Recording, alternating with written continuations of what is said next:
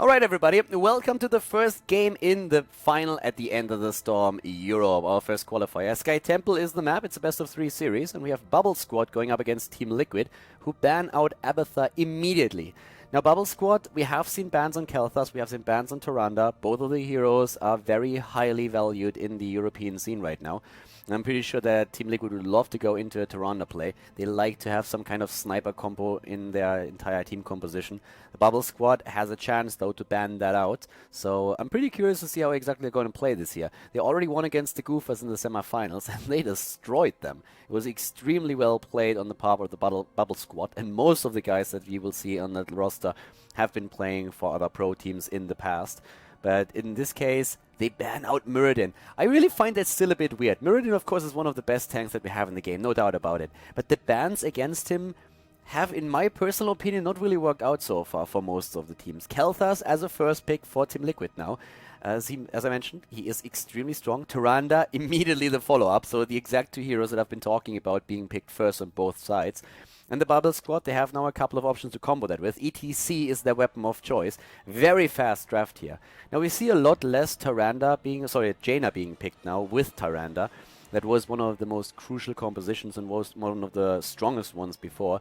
But right now, after the patch and in the current setup, Tyrande is mostly comboed with stuns. And when it comes to damage, we see single target damage with auto attacks. And also, well, quite a bit of other heroes. Khaldor is being thrown into the mix, but that Jaina and Tyrande duo is not as popular as it was before. TeamLiquid with an Uther is taking Uther, of course, away from ETC because that Divine Shield together with a Mosh Pit is just absolutely strong and is destroying teams. They could pick a Sonya here. Have an opportunity to go into that Divine Shielded Sonya, and that can really wreck faces. And of course, Sonya herself is also able to just put a lot of pressure onto lanes. She can take also the, she can simply claim, for example, a Bruiser camp, go for the Siege Giant camp and run with that. It's also Sky Temple, so a Falstad would be really, really brutal on this map too. Both of these heroes are great picks at this point in time, and they go for... Our draft is lacking a bit. They go for the Sonya version. Alright, so the first one that I suggested. I believe that there's a very good chance that we're going to see a ban on Falstad by one of these teams. At this point right now, we have TeamLiquid already with a very scary setup when it comes to damage. Of course, they still need a frontliner, and that is something that the Bubble Squad might actually try and exploit here. They could ban out a Tyrael in this case. Tyrael is with Sanctification a hero that not only helps out Sonya a lot, it comes extremely well, but also he can negate a lot of the damage that can be dished out by Tyrande, and ETC we're always talking this mosh pit here. So Tyrael ban in this case might be something that the Bubble Squad is currently looking at. And TeamLiquid, I suppose they have the opportunity to either ban... Oh, or Tassadar! Tassadar could actually be banned now too. If the Bubble Squad doesn't want to take Tassadar, they might ban him out since Sonya is on the map, and a Tassadar would be very nice in addition to what TeamLiquid is already running here. So they're actually in a bit of a pickle because there's a couple of really solid heroes that they would love to deny to TeamLiquid, but eventually gonna take one. And they ban out the Falstad! I was certain they would pick him. I was really certain they would try to pick Falstad. I saw TeamLiquid banning him out, but well, far from it. It's Bubble Squad that bans out Falstad, and TeamLiquid, they have to make a choice now, of course, as well. Are they going to ban a hero like Tassadar? Are they going to ban... I guess, what can they ban here in this case? I mean, Tassadar would be a very good choice also for the Bubble Squad. Running the Tyrande plus Tassadar can be quite strong. When it comes to additional damage, a Reyna might be something that you're trying to ban out. Jaina is also still out there and can do a lot of damage if ETC hits a good mosh pit. If you get that in and then that Blizzard, that is very powerful. So there's a few potential bans here. But TeamLiquid decides to ban out the Tyrael that Bubble Squad neglected in their own ban. I mean, we've been talking about the Tyrael as a potential ban here, but now we have a bit of a switch. I personally expected Tyrael to ban out by Bubble Squad and Falstad by TeamLiquid, and the exact opposite is currently happening. It's still the same bans, and Bubble Squad has now their two picks, which could lead us into that Tassadar. They haven't banned him out, but I don't think they'd want TeamLiquid to take the hero, so there's a chance that Bubble Squad is going to take him. First of all, they are focusing on Reyna though, and I think that's a good choice. With Falstad already banned, you still want to have some single target damage, and Reyna is filling that role quite nicely.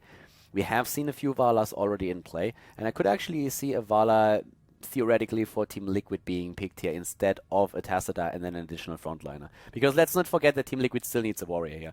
They need to get one hero at the front. Cheers, bro. And we are getting some support here as well on the channel. Thank you very much, KLM Numbers, for the support, dude. Cheers. Very much appreciated. You have single-handedly gotten me into esports by casting HOTS. Keep up the great work. There we go. Awesome. One more person in esports. That's always great. So I hope that you enjoyed the games. And yeah, I hope that we will stay with us in esports for a long, long time. So we have Sylvanas now taken for Bubble Squad. That's really a full... I mean, it's a great hero. And Sylvanas is actually like fitting in this case quite well. But they are a bit on the squishy side right now. So going for either a frontliner at the end or maybe even that Tassadar if it's not being picked by TeamLiquid might be something that they would like to do. For TeamLiquid, I could see a Tassadar still. I could see them go into that additional frontliner that I've been talking about. I had another hero that was always also mentioning. What was that? Just a second ago, in addition to what they're currently running here. Oh, that Vala could be used for zoning as well, but it is the Tassadar, and I'm loving this choice. I expected Bubble Squad to try and take Tassadar to take it away from TeamLiquid, because Sonya with the Tassadar for the preloading on the shields and the Uther for the heals. Kill me now, that's a dangerous Sonya right there. And that's of course where ETC is going to try to lock her down together with a Tyrande and with Reyna with the extra damage. They still need a frontliner though, and they need to make a choice at this point. They have a Johanna that they could commit to. There's an Arthas that you could consider as well with what is being used here. You need someone who is able to stand next to Sonya, take a lot of damage and survive, and ideally engage together with her. And that is, in her case, a Diablo. Now, I find that a bit surprising. That could even be a counter pick to what we are seeing for the Bubble Squad, because Tyrande and Diablo is a pretty big deal, but you can also get that stun in with ETC. So TeamLiquid, they commit to Diablo, and he's one of the tanks that dishes out the most damage in the game. Personally, I didn't really think they would go for Diablo. Crossed my mind, but I really thought we would see a Johanna here, or an Arthas, more so the Johanna though, because Diablo is a bit on the squishy side if he's really targeted. Then again, they have a Tassadar and an Uther, so that's already pretty solid. But that they go for this much aggression now with Diablo at the front line and also then that Sonya, that's quite something. And the counter on the Bubble Squad for all of this that they are seeing right now is a Brightwing, with a mobility on the map, getting the extra experience in, and also putting them into a position where they can use Polymorph against the Sonya or against any other hero here. So Brightwing is in general a great solution for Sky Temple. It's a great hero, but Tyrande with Brightwing together, that's a lot of heals that they have right now. So a very interesting setup here for the Bubble Squad. Personally, TeamLiquid's lineup, I love it. That Diablo surprised me still a bit, but that's hyper-aggression coming out of TeamLiquid. It is game number 1, and we're going to go into Sky Temple right now to find out which team is going to take the lead in the best-of-3 series here. Game number 1 in the best-of-3 final at the Enter the Storm Europe, ladies and gentlemen. We have TeamLiquid going up against the Bubble Squad. And to the left side of the map, it's Vortex on Tassadar for TeamLiquid. We have Lucifer on the Lord of Terror. He's playing Diablo here. Get Head on Uther. Lowell on Sonya. And as you can see, we have Chris on Kelthas in this game. To the right side of the map, it is their opponent, the Bubble Squad, with Atomic on Tyrande, Hawaii on Reyna, Be Certified on Sylvanas, Curson on Brightwing, and ETF on top, the only tank in the team. He is playing ETC. So they're going to rely on that mosh pit in the fights. As the talents, we have, well, the normal choices, more or less. Currently on level 1, there's still the Soul Fields for Diablo. He's getting a little bit more popular again, and I absolutely love to see him back in the meta. He's an absolutely incredible, aggressive tank at the front line, since he can just like charge in and start with these stuns. And more often than not, we see him with a Tyrande for that like sniper squad. But in this case, TeamLiquid picked it away from their opponents. Another thing that Diablo can really bring to the table in the later stages of the game is that he is extremely strong with damage output. That lightning breath that he has is super cool and can do so much. And we're going to talk about this later in the game, but we should see him really taking one of the top spots when it comes to damage. On Sky Temple, we have to the bot lane, Chris and Hawaii. There's no Zagara commitment or anything. Oftentimes it's actually Sylvanas that is trying to counterplay against the Zagara here at the bot lane. But Zagara wasn't chosen, and therefore we see to the top now Sylvanas with the rest of the team. And here comes again the slam already. Stun against Diablo, and that's his weak side. He's not really the toughest hero at the front, but we have a Sonya right next to him, and that's one of those things that is quite important here if you are playing with the Diablo. As a solo tank, I'm really not a huge fan of him. We have seen a few attempts of teams to run him solo in a game, but that backfired pretty hard. It was amazing at the beginning of the match, but then later on it was just a slaughter. So for now, it's also Seasoned Marksman on Reyna. We have a Lost Soul on, well, Sylvanas for the cooldown reduction. And we're seeing at the same time the double Conjurer's Pursuit here with Tacita and also with Uther. The shrines or the temples are of course up at this point. The teams are both on level 3, so we're seeing them trying to head into level 4. And right now the top lane is the one that is being claimed by the Bubble Squad. And here comes ETF on top. But we already see TeamLiquid, they're trying to go for it. They just try to soak a few of the shots at least. ETF on top slides in. He needs to be super careful. He can actually be slammed in a second if he doesn't pay attention here. At the bot lane, we saw Chris who had to move back against Reyna, so that was a bit of an issue. Both of the teams about to hit level 4, but it's slightly faster for the Bubble Squad. Here we go now with even Venom chosen on the side of B certified, trying to put that in.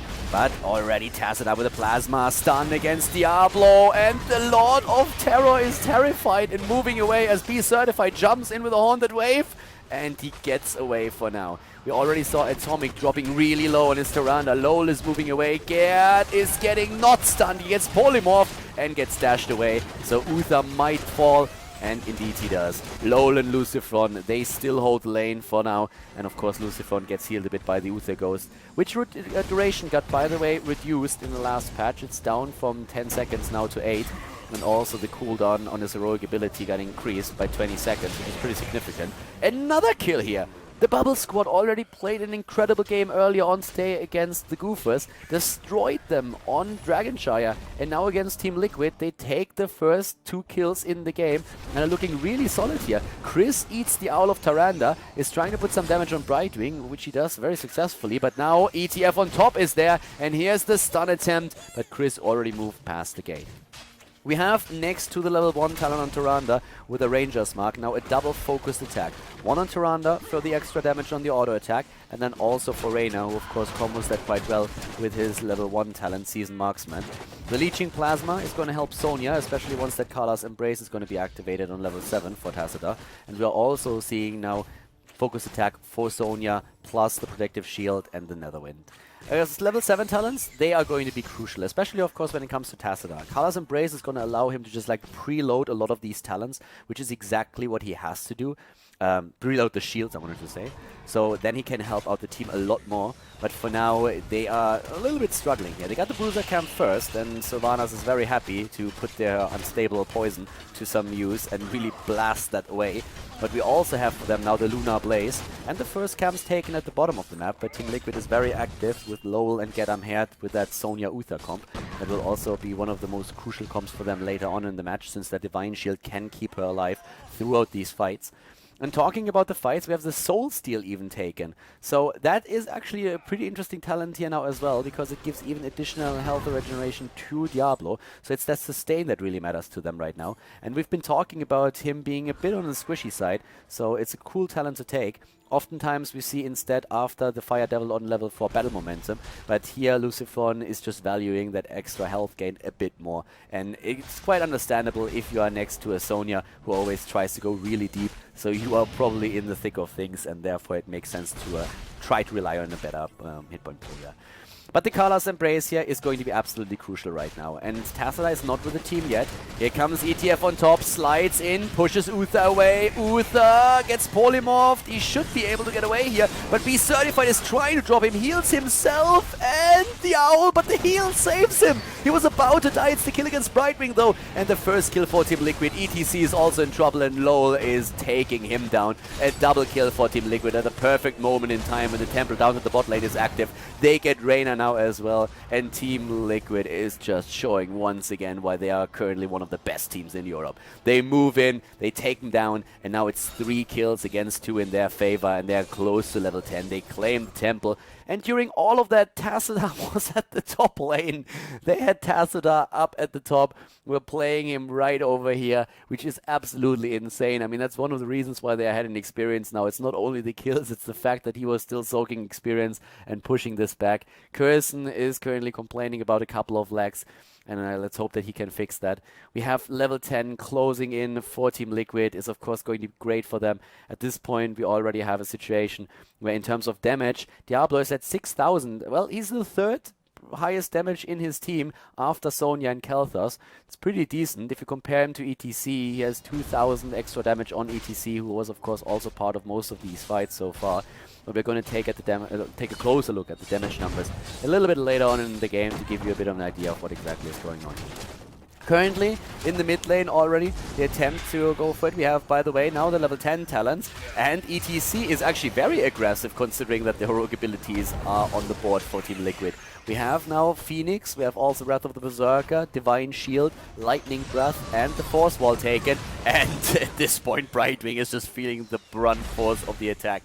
Atomic is moving back here. Vortex was trying to zone him with a nice Force Wall, but can they maybe lock down ETC? Gerd moves in, gets the stun. No Force Wall just yet. Vortex, yeah, it just went off cooldown.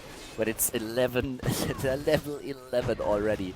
I mean, they took down the bottom fort with the help of the Templar, of course. But TeamLiquid is running the show at this point. They're doing this extremely well and go in again up to the top. Yeah, well, there's an opportunity for them to maybe drop a tower or two. We also have, well, actually, let's see what else is currently happening on the map. It looks like we are just seeing Chris moving in and trying to take down the mid wave. Here's, of course, a very, very cool move here in general after level 13 to eliminate waves within seconds. We have the same on B side of Beast 35 after level 7, but when it comes to the chain bombs, you can eliminate any wave. And the siege damage on him is usually crazy. Mosh Pit, Divine Shield saves Lowell for now. They move away. That's so many abilities that were just committed by the Bubble Squad. They're on level 10 finally. They're trying their heroics. It's the kill against ETC that starts the kill chain off, though, and Atomic might not even be able to escape here. He gets attacked by Lucifer immediately. He's waiting for the cooldown and stun. Chris is, of course, attempting to lock him down with a gravity lapse, and at this point, he's just trying to trade a fort for a kill. That's not going to happen, though. Tyrande dies. She knew that. She was running into the wrong direction here, and the only hope that she had was to at least get something out of it. That's why she went straight for that particular fort. We have at the same time the Certified moving away down in the bot lane. The level 13 talents for TeamLiquid are soon going to be ready, and they are currently looking at a very solid position in the game itself. 6 kills against 2. They have the level lead, they have the talent lead, or they will in a second. And we have Kirsten attempting to kind of negate that a bit. I mean, his job is to be on the map, far from the team, trying to get experience and jump in at the last moment possible when the fight really starts to happen, thanks to that phase shift. We're seeing with talents now on level 13, Firestorm taken, there's a Shrink Ray on Uther, the Mystical Spear for, of course, our Sonya, and we have TeamLiquid committing to the boss, which already got spotted by ETF. The problem still is for them that they won't have the level 13 talent, so they need to make a choice if they really want to go for it and try to move in or not. And Mosh Pit is in cooldown. ETF should be really careful because I could see them try to go for him, and they do. They move in and nearly kill him. Lowell actually wants him, but Brightwing jumped in. But we're seeing the boss now taken, so there was very good timing here for TeamLiquid. They went for the boss, and once that they're very close to capping it, they just went straight for ETC, pushed him back, zoned him out, got the boss, have also the mercenary camp with the Siege Giants now pushing the bot lane, and they claim the temple at the bottom lane as well. So a very solid position here for TeamLiquid, destroying most of these structures already. And we see at least Brightwing moving to the top to get a few more shots in from the top temple. But this bottom lane is, of course, under a lot of pressure at this point. The Siege Giants in the back can do amazing damage. The boss at the front is taking the most of the shots here from the towers and the fort. Even the Hyperion has been committed to this. But TeamLiquid, they want to take down as much as they can. And they are, at least for now, destroying the entire wall. Could go for the well. Here comes the Mosh Pit again, but great move. Again, the Gravity Lapse interrupting it. Gedamherd is a bit low, does not have, he has the Divine Shield ready and he uses it. And they rush away from ETF on top and the rest of the team, but Lucifron is now with them. It's a 5 versus 5. TeamLiquid is on the move back, but they're covering their retreat with all their abilities, and now the Force Wall is just zoning the opponent out quite nicely. So we are going to see level 13 talents soon enough for the Bubble Squad. They got the initial first 2 kills in the game, and after that, they didn't kill a single hero. TeamLiquid, on the other hand, they are putting pressure onto the bot lane. They also put pressure on the, well, on the first tower and also the keep here. And we are seeing them now going up against an opponent that just secured themselves the next talent too. That means Spell Shield for Sylvanas, extra survivability against Khaldor, therefore a Divine Shield, sorry, not a Divine Shield, but a Shrinker, of course, on their own. They wish they had a Divine Shield.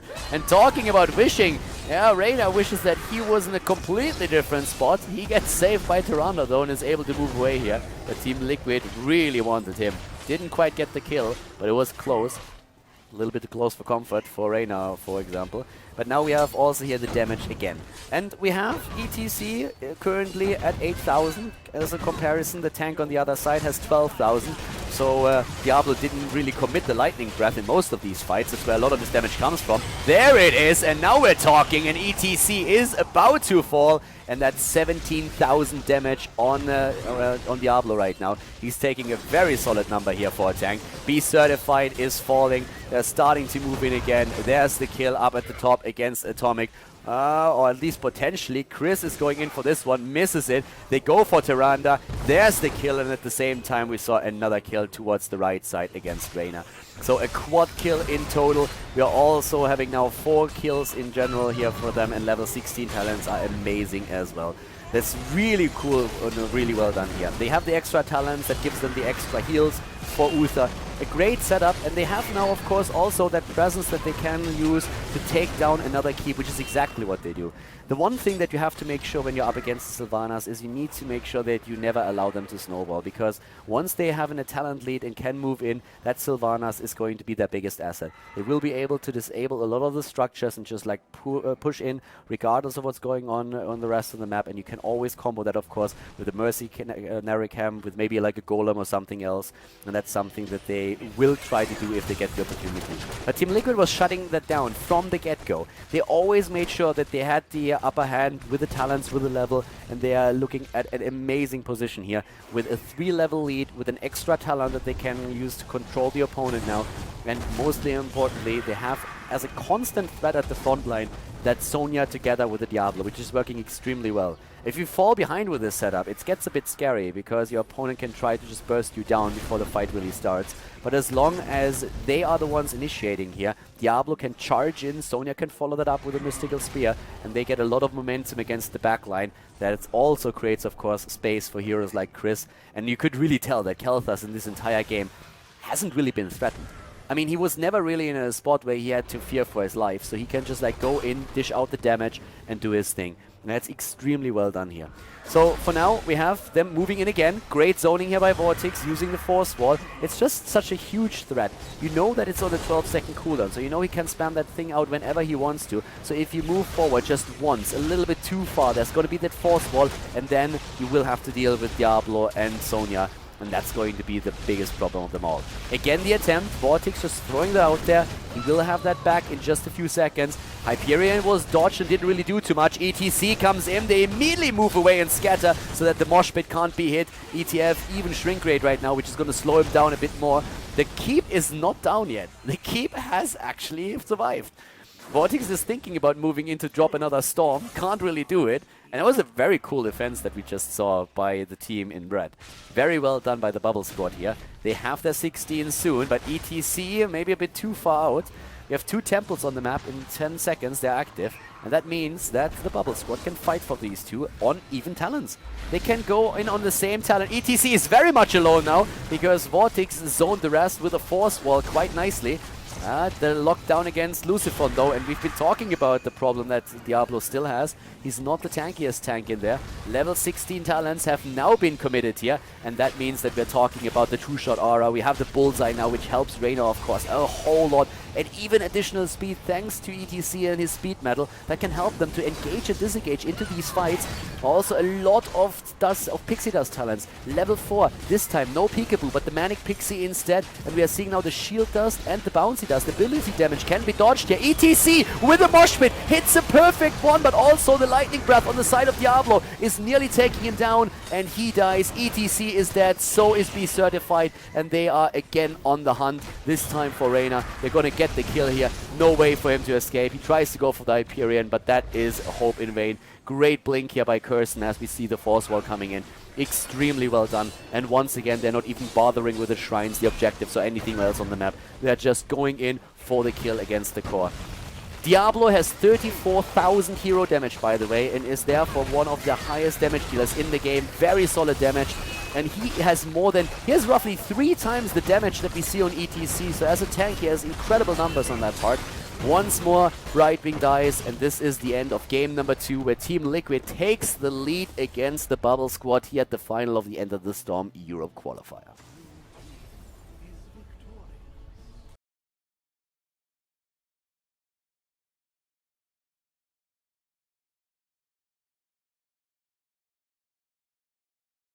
Game number 2, everybody. Team Liquid is currently in the lead in the best of 3 series here at the Enter the Storm finals. And, well, we have Battlefield of Eternity as our next map.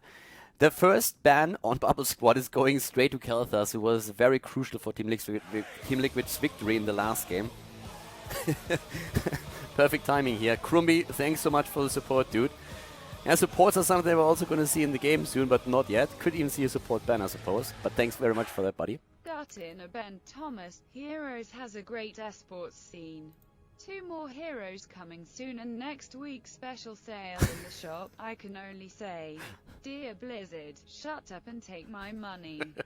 It's pretty much true. Like, Blizzard has that... What's it called? Like, I don't know, but it's a sale for like a week where everything is reduced by 50%, I think, which is incredibly sick.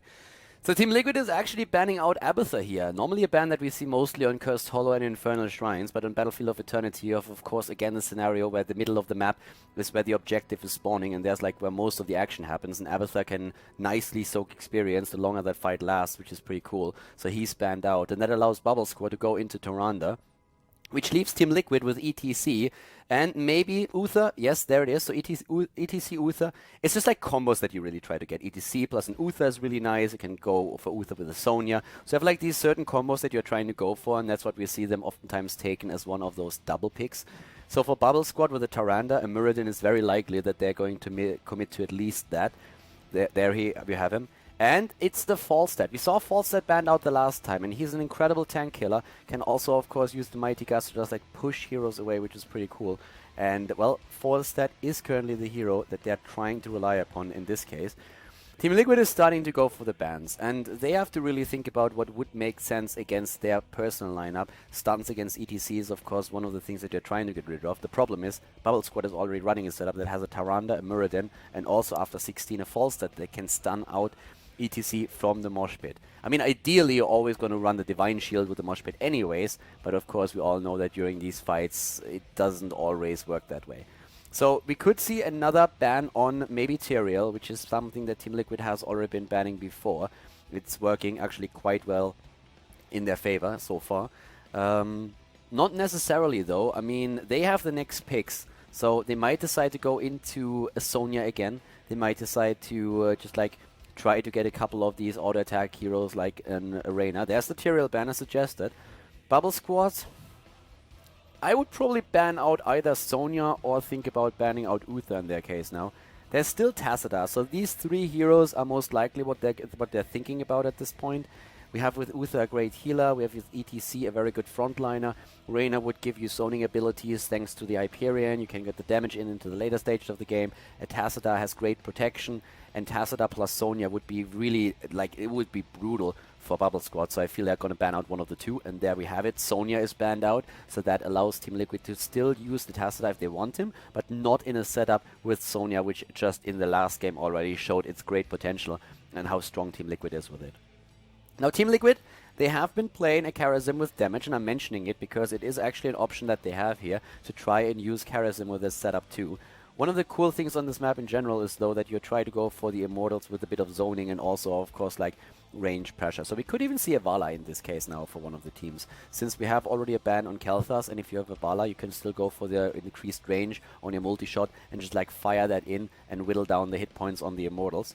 For now, though, I think there is a Jaina. I like it. So we have a bit of a Jaina play again. And if you get that mosh pit in, maybe even with a Ring of Frost, you can use Jaina to just burst down targets that are caught in the mosh pit easily.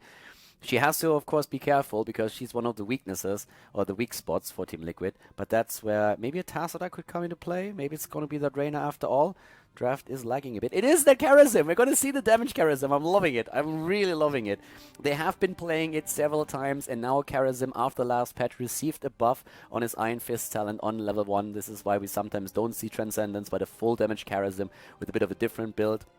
Overtake on level 4, way of 100 fists on level 7 then, and a lot of damage. His Relentless helps him a lot on 13 to stay alive. Cool setup here. And the Bubble Squad, I mean, they run already Tyrande Falstad. They need a healer. Brightwing is a very, very solid option for them at this point, for the reasons that we already mentioned, and that would mean they have massive mobility on the map if they do that. They have the mobility with Falstad, they have the mobility with Brightwing, and they can just like jump from any point in the game straight into a fight. So that's something that we might actually see them commit to now. If they actually go for Brightwing, they can play Tyrande a bit more aggressive, maybe with an Owl build again. But besides that, what are we going to see from them? They could think about a melee assassin as well. I'm currently leaning more towards maybe an additional damage dealer, to be absolutely honest with you.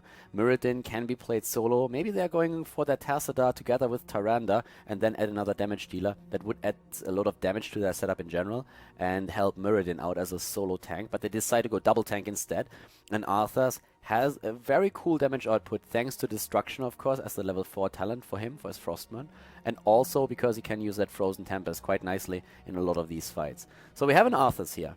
A hero that I also thought about was Zagara, because she's still very strong on this map in particular, since Vision is going to be extremely important to you. We've seen her actually like earlier today already on this map.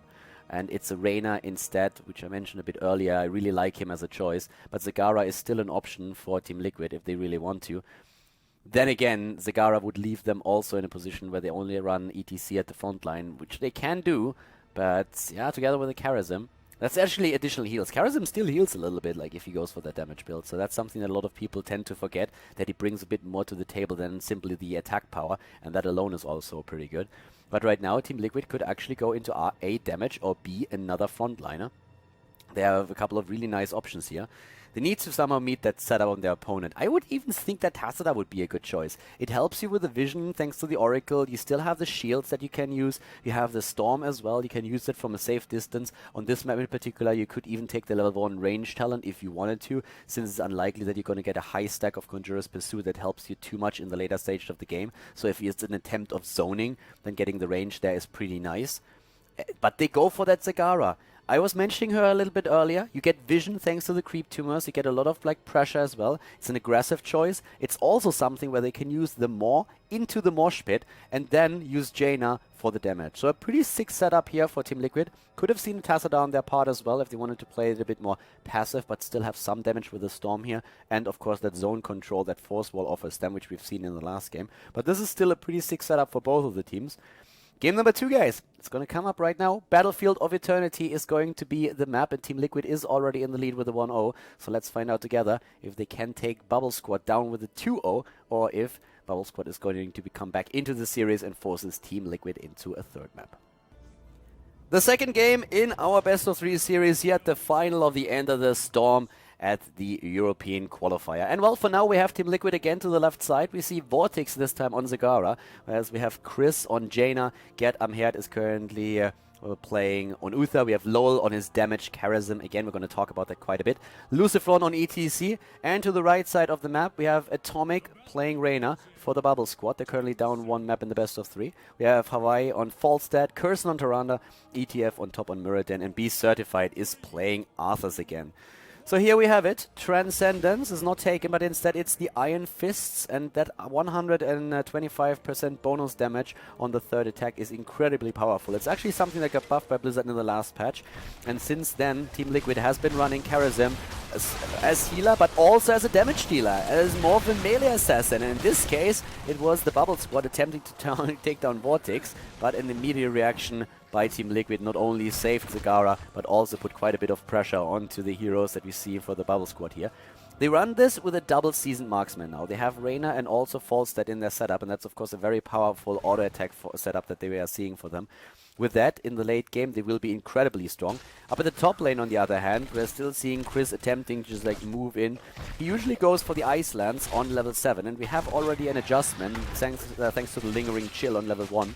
After the Deep Chill was nerfed in the last patch, we now see Lingering Chill taken a lot more often. And if you go for the Ice Lance, you can really get a lot of slow out there, and kiting is pretty sweet with this. So once again, an attempt to go for ETF on top. Chris has to be careful though. He was trying to flank here, but of course he's quite vulnerable if he's locked down, and that Tyrande stun could have hit him hard, but he dodged it. And well, for now, with the rest of the build, we have pretty normal talents actually taken, like nothing too much out of the ordinary that it was worthy to mention. I guess we could mention that Prog Rock wasn't taken on level 1 for ETC, but it's basically like a decision that you oftentimes make when you really feel that you have to, if you don't get the most out of the range of the power side. But this is a crucial part of the build that we're seeing for TeamLiquid, so they don't let that go. Prog Rock can give you additional sustain and heals, especially with Groupies then later on level 13. And for now, we have the shrines up, or not the shrines, but the immortals actually on the map. If you go for that damage charism, then we're seeing Overtake as a level 4 talent and the Way of 100 Fists on level 7. So it's all about the damage talents in this case. The only talent that basically just stays the same with a normal heal build is Relentless on level 13, and that gives you, of course, a huge amount of survivability during these fights. It's one of the things that really set Charism apart as a damage melee assassin type hero from the rest of the full melee assassins in the game, because it allows him to really get through stun chains a lot easier and just like dash away. He has the mobility and he's going to try and use that during the match. Arthas for now sniped immediately here. He was a bit too slow, so be certified again a bit too far out there, and TeamLiquid is pouncing on the chance to take him on. We have both of the immortals, well, losing quite a fair amount of their hit points, but the level 4 talent is now of course going to start coming in for TeamLiquid a lot faster than for the Bubble Squad, since they were able to take down Arthas. And now we are seeing Arcane Intellect as a level 4 talent, so Ice Lance is still a very solid option here. That's a bit of mana that you get out of this one. It's actually like really cool. And we have the teams going straight for the Immortal again, as we see the halftime show already happening. The structure has been taken, as predicted, Overtake for Charism. And we're seeing the double neck guitar for ETC, so he's now completed with those power slide talents that allow him to just stun out even more. ETC is sliding away in the last second because he was the intended target of this combo that we saw from the Bubble Squad.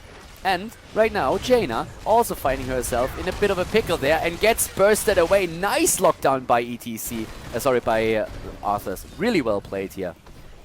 Yeah, a little bit of an unfortunate move here on the side of TeamLiquid, because losing out on Jaina is negating a lot of the damage that they've been able to bring to the table with her, and that of course forces them back now. And Hawaii is already going for the Immortal to the right side of the map, trying to force that down. Jaina is back to business. She's on the move from the main base, and so is Zagara, but already quite a lot of hit points lost on the Immortal to the right side, and they're attempting to try and burst that down, but TeamLiquid is attempting to do the exact same thing to the left. The teams are racing for it, and it looks like TeamLiquid who's gonna win this one. Oh my god! It's actually the Bubble Squad with 166 hit points remaining on the Immortal of the red team. Very, very well done here. So they are able to just like burst that down in the last second. That's basically like one wave of a blizzard that was missing there. So they will be able to just like push the top lane a bit, but they shouldn't really be doing too much damage here. I mean, that Immortal doesn't have shields anymore after the first hit, and that usually means that it's going to be bursted down quite easily. They're maybe going to get a tower, or not even that. Are they going to get a tower? Maybe out of this, but they shouldn't get much more than that. Vortex already committed, of course, with the damage to this, and uses now also the Banelings. The stun against Get Amhead was locked down by the Howling Blast of Be Certified on his Arthas, but they still burst this away. And the entire wall actually fell. So we had the commitment at the top lane with 4 heroes for the Bubble Squad, and they were able to take this. So they were able to take both of these towers, get a slight leading experience.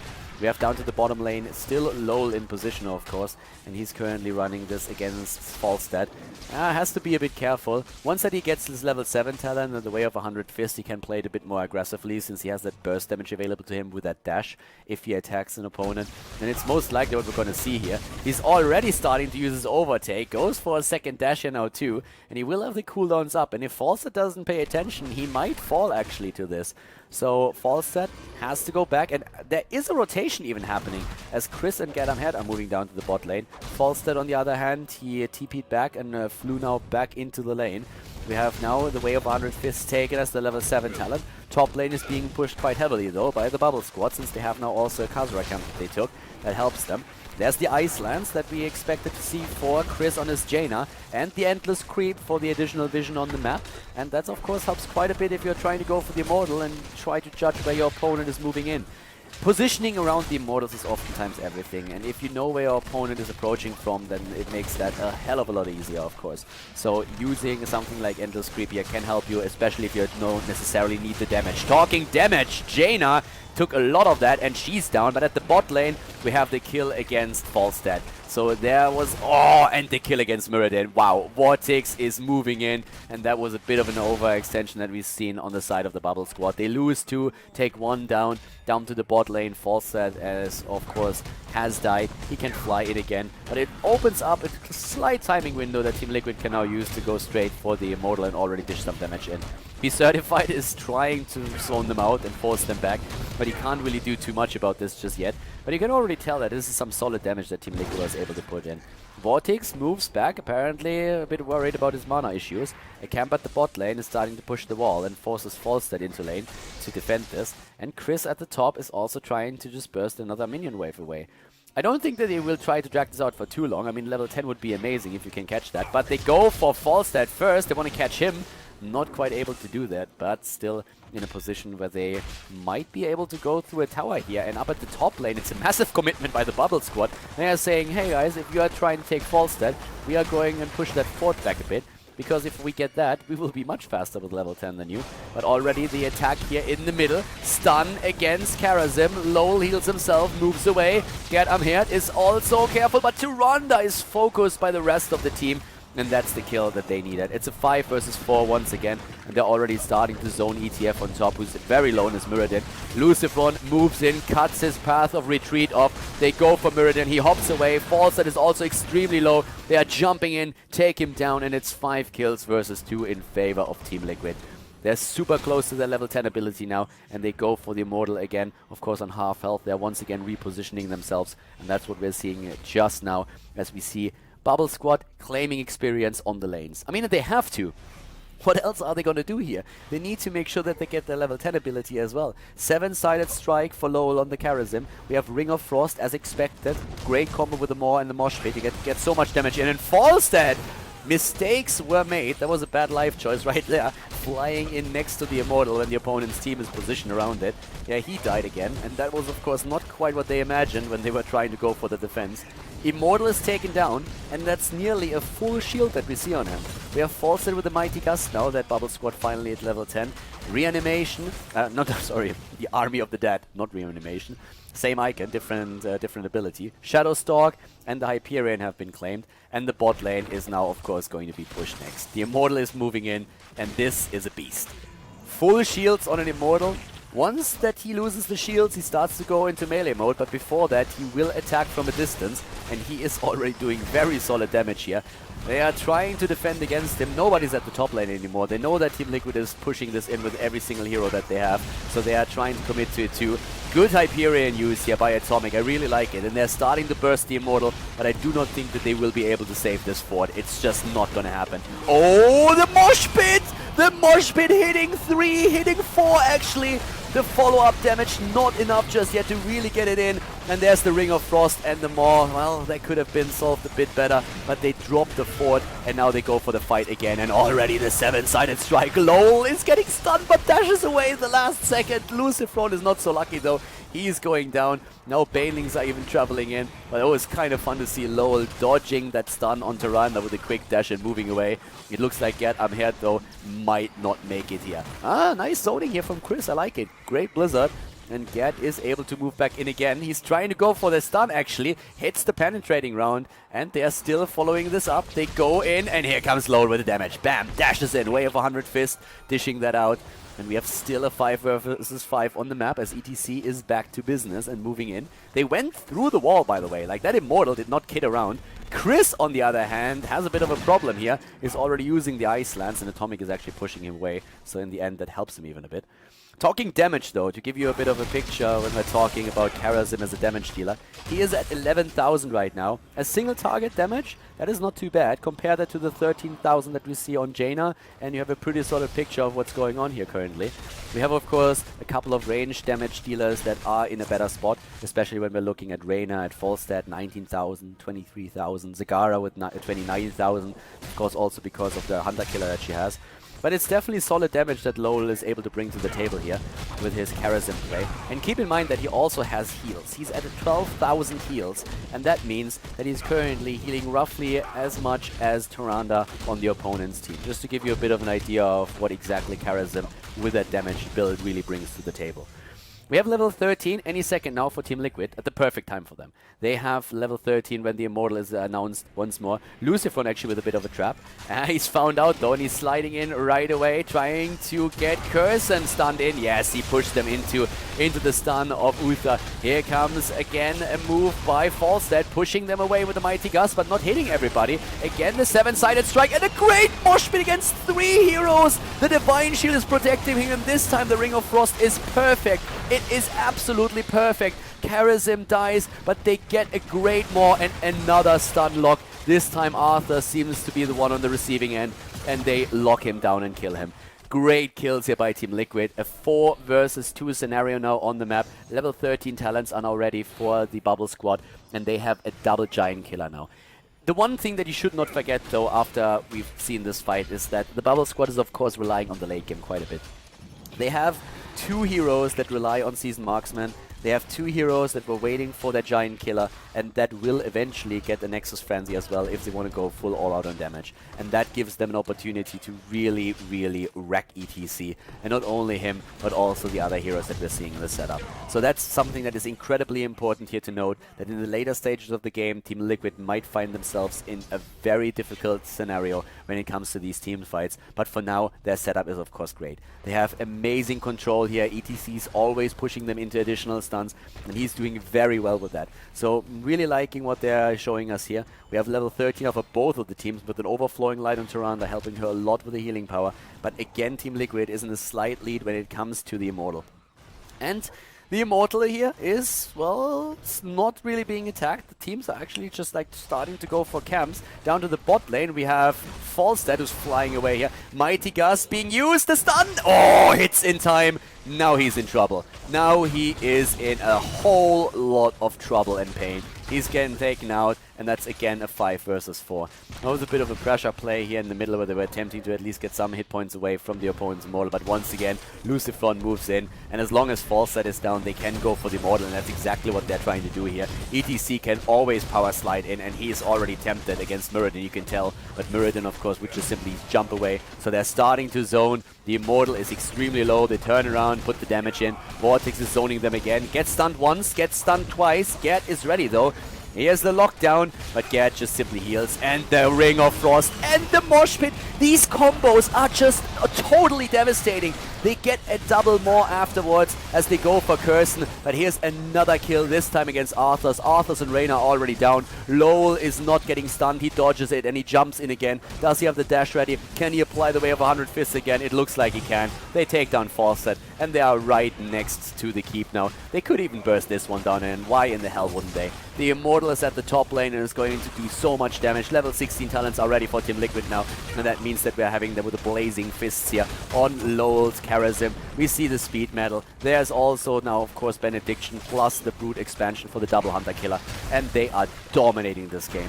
The Immortal is very much alone up at the top, and of course he's easily going to be able to take down that fort, and TeamLiquid is going to start and rotate over to make sure that they get even more than that. They are now 2 levels ahead of their opponent, 2 full levels, and they move in to increase that lead even further. There's a camp pushing to the left, and that's actually a pretty difficult camp to take, but TeamLiquid, they want to go for keep themselves. Already the commitment of the Hyperion, they're starting to send that in. 13 kills against 4. TeamLiquid can go through the wall, and they do. That Immortal is not stopped yet, and TeamLiquid waiting for an opportunity, but a lot of their rogue abilities are on cooldown. And that also includes the Mosh Pit. They're moving away here, and I don't really feel like the Bubble Squad should really start to chase them. I don't think that's the smartest choice that they made here today. So for now, they're actually just like waiting around a bit. We're seeing them move to the top for another potential camp. That's actually a bit of a trap setup that we see here. To the left side, we have also the camp taken away, so the wall has suffered a bit. Just a little bit of damage, not too much. But now we have, of course, when we look at the damage, also a pretty good picture of what's going on. 22,000 damage for Jaina, 21,000 damage for Karazim, 18,000 heals here still for Karazim at the same time. And when we're looking at the damage output on Reyna and Falstead, we have 26 and 33,000. The most damage in the game, still here on the side of Zagara. And that is, by the way, without her using Well, without her using Battle Momentum. Battle Momentum, of course, is going to decrease the cooldown of the Hunter Killer quite significantly. And once that you have that in your setup, you can really get the damage out even more. But she went for the Endless Creep instead. Camps are still claimed on the map. And level 16 will now be ready any second for Bubble Squad. And that means that they will fight on even talents at least. At least for a little bit. I mean, they're still 2 levels behind, so it's a problem that they have. Oh, Executioner used on Reyna. He's going full out damage right now. That is pretty heavy. Also, the stone form is going to help to keep Muradin alive, and we're having a stone skin on Arthas, which is going to help even more. With the True Shot aura, that's an extra 15% damage that they're also running. So that is a very, very cool talent here for them to have. They go full out damage at this point. They are really saying, alright, screw defense, we need to make sure that we take them. We need to ensure that we take a few of these heroes down. Arthur's already cleaning everything up here, trying to take those creep tumors down. I was always wondering who was cleaning that up. I mean, this is such a mess. Creep tumors everywhere, slimy, like, ugh. But Arthur's, he's a good guy. He's basically the janitor of Battlefield of Eternity. So he's trying to reveal those creep tumors with the Frozen Tempest, can easily do that, activate, deactivate, take them down with an auto attack. But for now, the teams are just like trying to wait for a good setup. This is really all that it is at this point, trying to wait for a good setup here, and we've all seen how much damage that Ring of Frost together with the Mosh Pit and more plus Blizzard and everything else can do. They can burst down any target. The control that TeamLiquid has over these fights with these abilities is insane. They hit them very well. The Maw always hitting just barely before the Mosh Pit is over, so that they can target another hero that ETC can get into position for a power slide, and then they follow that up with even more stuns. So right now, it's just that zoning damage that they have. Just Zagara, doing Zagara things. Dropping the Immortal slowly and steadily. Chris with a Blizzard here, a Blizzard there. And it's working. You can really tell that it's working. That Immortal is losing hit point after hit point, and there's very little that the opponent's team can do about it. Bubble Squad is in a bit of trouble, and that makes them move out right now. Because they say, guys, we have to push forward. We can't allow that. We can't just like sit there on the spot and wait for them to drop it down with just like range damage attacks. That's not going to do us any good. So let's try and move in. We can still win this game. And they indeed can. They have to win a team fight. They really need to get a lot of kills in, but they can still make it. The problem is it's not going to be easy against TeamLiquid, since these guys are just playing an incredibly strong game once again. And already we have everybody at the Immortal again. TeamLiquid is playing this very, very patiently. And a pause by Chris, actually. Chris is pausing the game. All right, that can show us this is actually what we've been talking about a little bit earlier during the draft. Look at the heroes that we're seeing on the side of the opponent's team. The only one that they can really use to just like zoning a bit is the Hyperion on Reyna. And you're not going to use the Hyperion to just like push this in like this. But when we're talking about TeamLiquid, we have the Blizzard here that we can use over and over again to drop a couple of hit points. We also have, of course, then Zagara with the Banelings, with the Hunter Killer that you can use. And this is incredibly important if you're in such a standoff on Battlefield of Eternity. And it's something that really influences drafts as well.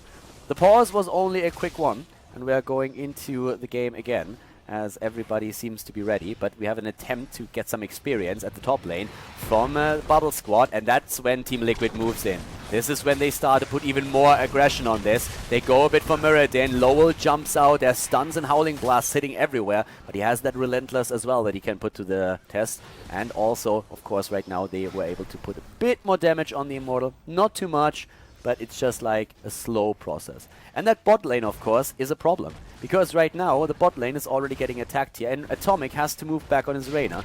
We even see another camp now taken by TeamLiquid, since they realize that there has to be some kind of reaction out of Bubble Squad against that lane. So now they can move in again with everybody that they have. There will have to be a reaction to the bot lane, since it's pushing even harder. It's not only the catapults right now, it's also those Khaldor camps. And now it seems like Bubble Squad is saying like, okay, screw this, we have to engage. But here comes the Mosh Pit with the Divine Shield, the Ring of Frost, the Blizzard, and they burst Reyna down. 7-sided strike. Curson is getting attacked here. Relentless doing its work. And Tyrande is dead. Lowell taking her down. And now they are aiming straight for Muradin. Muradin, Arthas falls to the last few remaining heroes in this game. Chris is already going to go for the Call of Cold. He has the Blizzard, and now he's just ice-lancing the shit out of ETF on top. Taking him down, and boom, there he goes. Be Certified, on the other hand, wants to go for the counter kill, but nicely dodged by Chris. The Immortal is ignored. TeamLiquid is going to go for victory here. GG, well played, already announced. Be Certified is dancing a little bit. Has a last dance in the game, and this, ladies and gentlemen, is a 2-0 victory for Team Liquid as they take the final. They win it against the Bubble Squad. Great play here by them. The best of 3 series was taken without them dropping a single map, and therefore they decide the Enter the Storm qualifier in their favor. Congratulations, extremely well played, and as usual, a pleasure to watch. And that, ladies and gentlemen, is GG and the end of another series here on Khaldor TV with Heroes of the Storm. So once again, we have another video finished, and I hope that you enjoyed the commentary and that you liked the game, of course, as well. It was a pleasure casting the match for you.